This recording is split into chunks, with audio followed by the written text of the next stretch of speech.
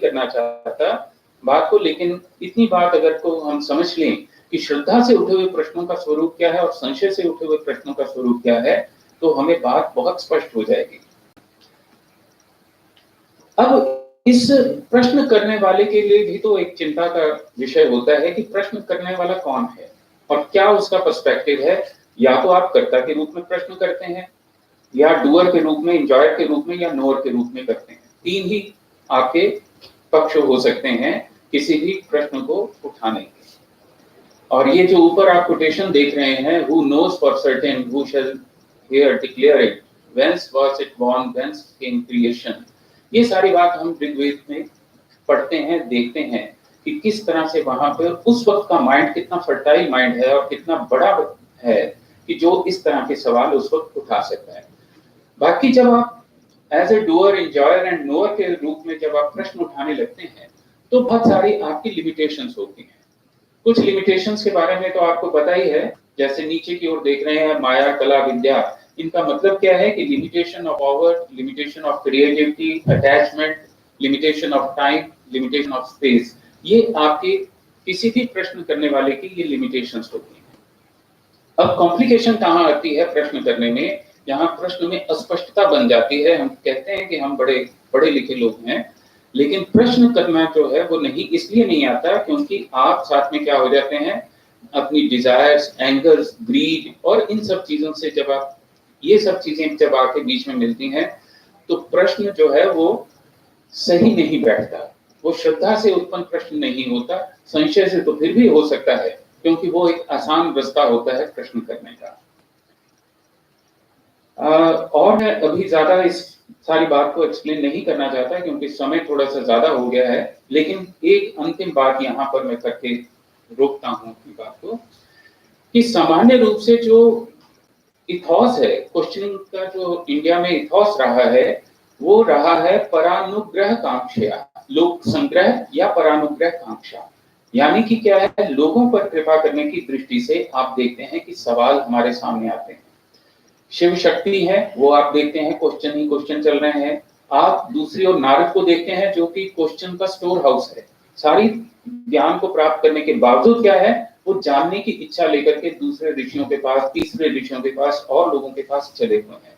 तो टोटल ये जो स्ट्रक्चर है, इस स्ट्रक्चर को भी हम ध्यान में रखें तो आगे की बात समझने में हमें आसानी होगी। और अंतिम बात ये है कि ये सारा सेमिनार स्टूडेंट्स के लिए और बाकी अपने टीचर्स के लिए करना क्यों जरूरी है। जरूरी इसलिए है, जैसे कि मैंने पहले भी कहा था कि टोटल एजुकेशन सिस्टम में से प्रश्न खत्म हो गए हैं, केवल उत्तर ही उत्तर हैं, और उत्तर भी नहीं है, वो केवल इंफॉर्मेशन के टुकड़े हैं जिनको आपस में जोड़ना बड़ा मुश्किल होता है। प्रश्न इसलिए है कि कम से कम हमें ये तो समझ में आने लगे कि प्रश्न का स्ट्रक्चर क्या होता है, प्रश्न की फॉर्मेशन कैसे होती है, प्रश्न पैदा कहाँ से होता है और क्या चीज है जो आपको प्रश्न करने के लिए उत्सुक करती है। हमारी क्लास में ये फंडामेंटल सा सवाल है कि हमारी क्लास में हमारे स्टूडेंट्स हमारे से कितने सवाल पूछते हैं। ऊपर से टीचर अपना जान छुड़ाने के लिए कह देता है कि बच्चे तुमने सवाल नहीं पूछा, लेकिन कौन इनकरेज कौन करता है, कोई इन्वायरमेंट कौन दे रहा है कि वहां पे सवाल हो। एक चीज जो मुझे समझ में आती है, जो जिसके ऊपर हमें करना चाहिए काम, वो है क्वेश्चन विद इमेजिनेशन। अगर आप सवाल पैदा करना चाहते हैं तो जो कुछ पढ़ाते हैं उसके साथ स्टूडेंट को इमेजिनेशन करना सिखाना बहुत जरूरी है। जब तक इमेजिनेशन नहीं करना सीखेंगे तो सवाल पैदा नहीं होंगे। तो ये कुछ एक चीजें थी जो मैं आप लोगों के साथ एक टू बिगिन विद मैं आप लोगों के साथ शेयर करना चाहता था। और इसके बाद मैं मंच पर आमंत्रित कर रहा हूं डॉक्टर सोनिका जी को कि वो आगे का कार्य देखें।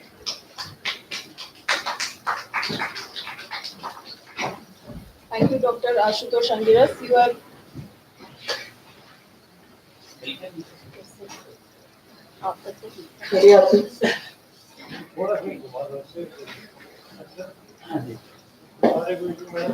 ठीक है sir. So you have very succinctly summed up the idea of the seminar and I'm really grateful to you for the same. जैसे ही एक बच्चा दुनिया में आता है, the child is born with a curious mind. जन्म से ही बच्चे में क्यूरियोसिटी होती है, बच्चा बिजली की तार को छूने की कोशिश करता है, उसे नहीं पता कि इससे करंट लगेगा, वो जानना चाहता है कि इससे क्या होगा। बच्चा बड़ा होता है, बोलने लगता है, प्रश्नों के अंबार लगा देता है, ये क्यों है, ऐसा क्यों है, ये क्यों नहीं करना, ऐसा करूंगा तो क्या होगा। और जैसे जैसे वो बड़ा होता जाता है, स्कूल में कॉलेज में आता जाता है, हम उसकी क्यूरियोसिटी पर एक स्टिपुलेशन बाइंडिंग लगाते जाते हैं।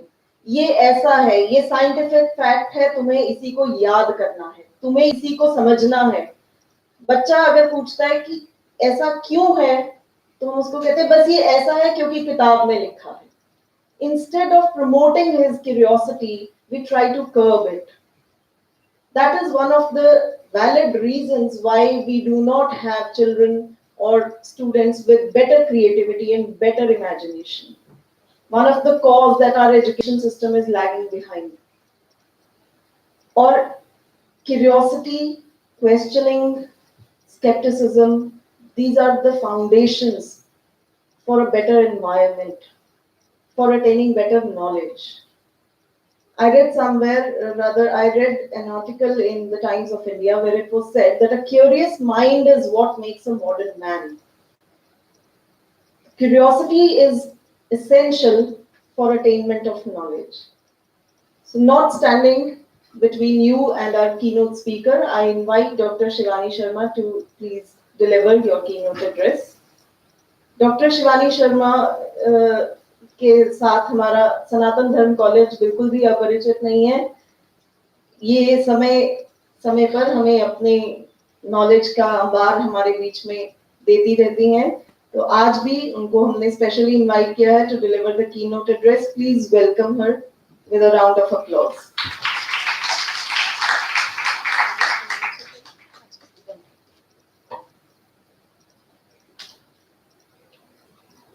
Thank you for your kind words, ma'am.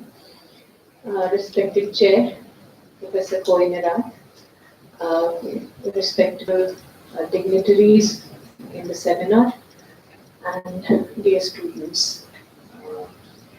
I treat every seminar as a homework, and I'm not sure how far I have been successful in doing my homework well or not. This will be just, I think, apparent in few minutes. But even then, I take every seminar as a challenge and as an opportunity to dwell into a topic, dwell into few questions, which probably I would not be able to address if not given an opportunity like this.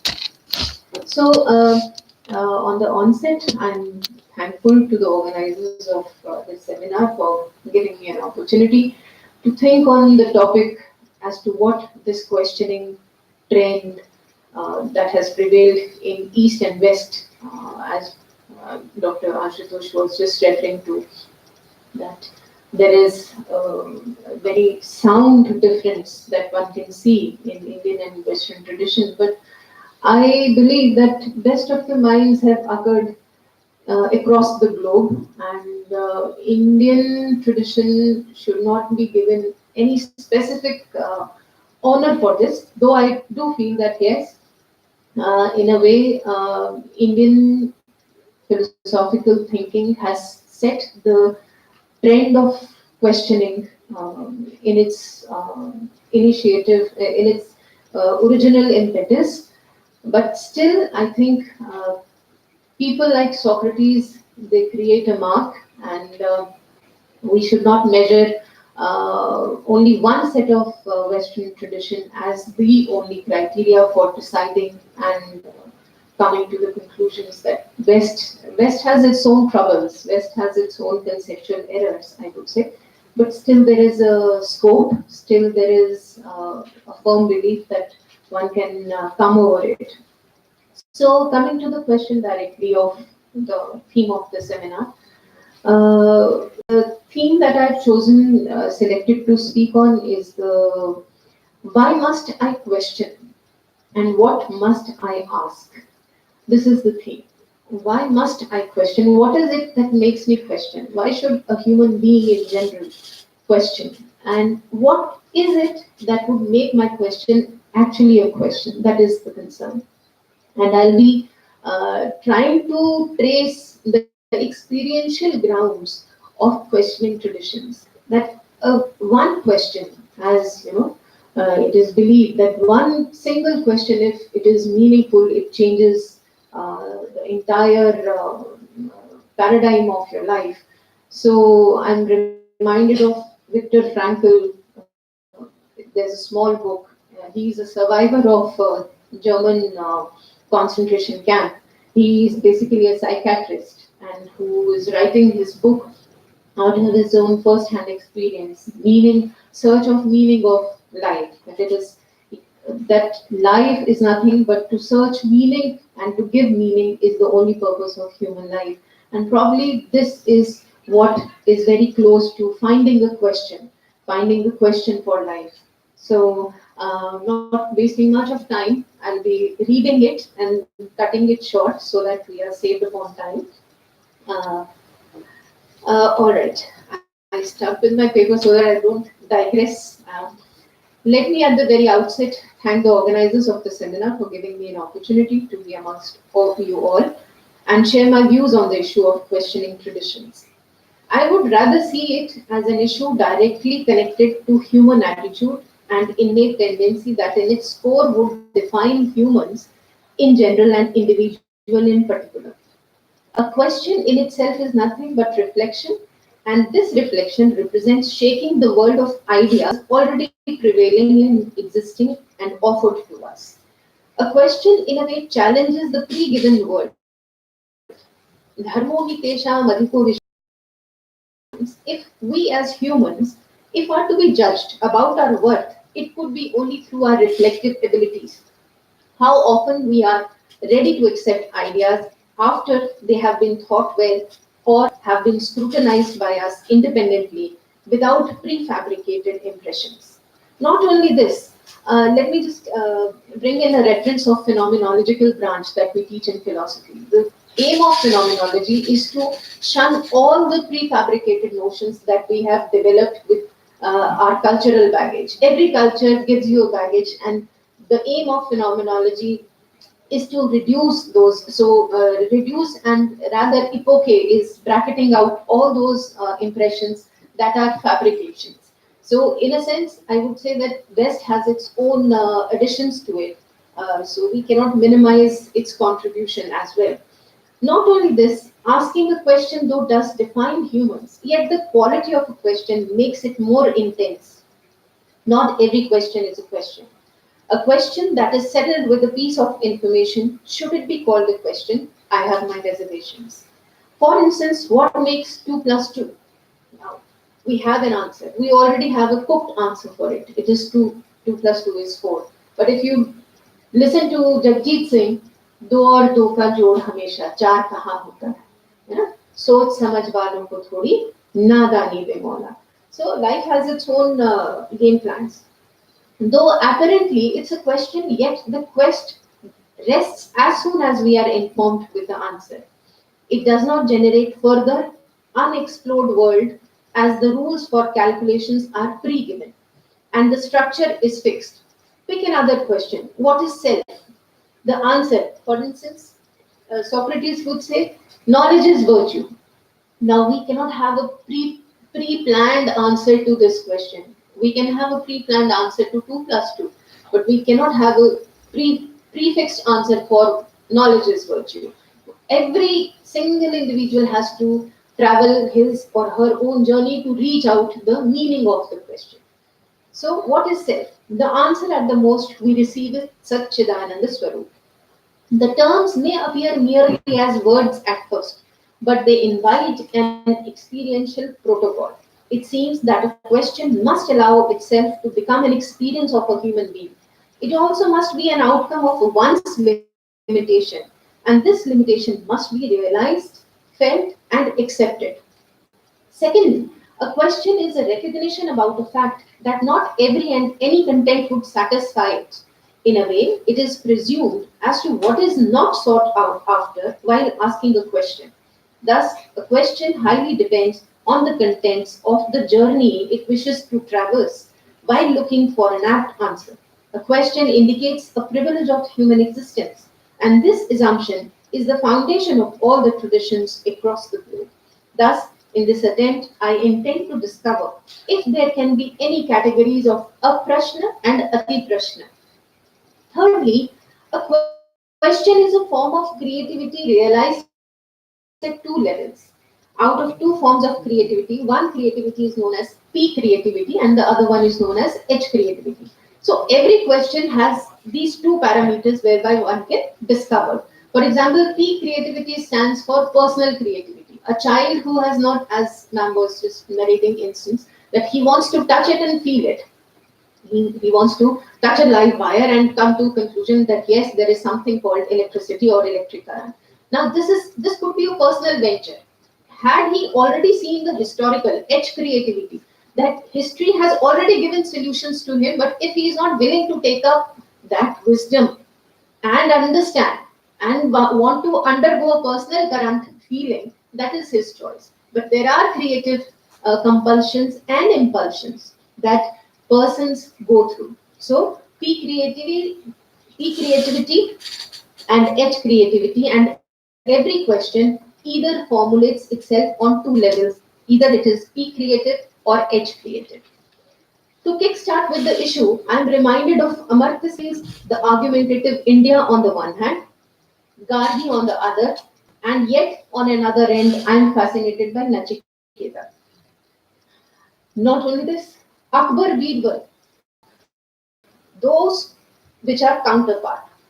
The Indian philosophical tradition is heavily loaded with dialogical aptitude and discourses indicating the quest that has bothered human existence since ages. It will not be fair on my part to keep Socrates away from this debate, as he is the one who set the young minds thinking by engaging them in question answer methodology. His methodology is known as Elenchus, also known as a dialogical technique providing enough opportunity for critical reflection to form opinions and beliefs. Psychotherapy seems to be an extension of Socratic method, and so does dialectical theory of Hegel, whereby thesis, antithesis, and synthesis are held to be the foundations of any questioning tradition. Keeping a holistic perspective of the issue, it will be one of the major concerns here to understand the nature of questions that have created ripples in the ocean of Indian philosophical mainstream, as well as to understand the methodology of asking questions from the Western perspective. For this, the paper is divided into different sections, taking up different debates occurred in the course of history.